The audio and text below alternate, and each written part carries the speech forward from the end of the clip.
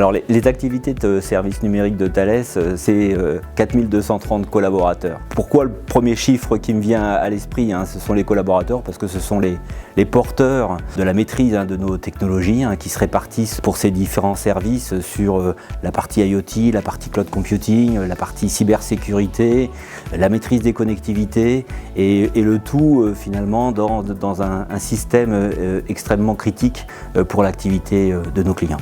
Alors 486 millions de chiffre d'affaires. Alors pourquoi le chiffre d'affaires? Parce que finalement ça traduit le succès de la mise en œuvre de nos technologies et puis la maîtrise qu'en ont nos collaborateurs. Donc finalement chiffre d'affaires qui se répartit sur des activités comme je dirais le cloud computing, le développement logiciel, l'outsourcing d'infrastructures critiques. Donc voilà pourquoi ce deuxième chiffre qui traduit notre savoir-faire.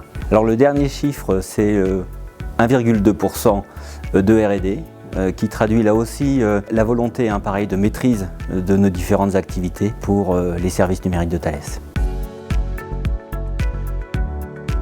Nous sommes particulièrement à la pointe sur les processus d'ingénierie, de production et logiciel. Le fait que nous soyons à la pointe est renforcé par la maîtrise que nous avons des technologies de cloud computing et d'IA qui nous aident à avoir une intégration globale par le code et par la capacité de traiter des données en nombre important et d'en fournir par le développement de l'IA des données qui vont nous aider à anticiper des incidents sur nos espaces de production.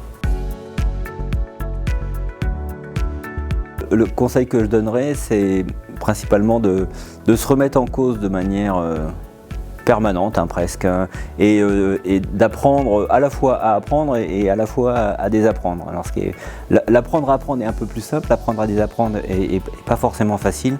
Dans d'autres métiers, on vit en moyenne une rupture technologique, une innovation entre 5 à 10 ans selon la taille et la manière dont l'innovation va être partagée avec les différents clients selon leur rythme. Mais en tout cas, donc le conseil c'est apprenez à apprendre, apprenez à désapprendre et soyez curieux des technologies émergentes. Des rencontres humaines de gens passionnés par les nouvelles technologies, issus d'origines vraiment différentes, avec la même passion pour la science, les domaines technologiques, et que l'école a su mettre ensemble pour réaliser des projets tout au cours de notre formation.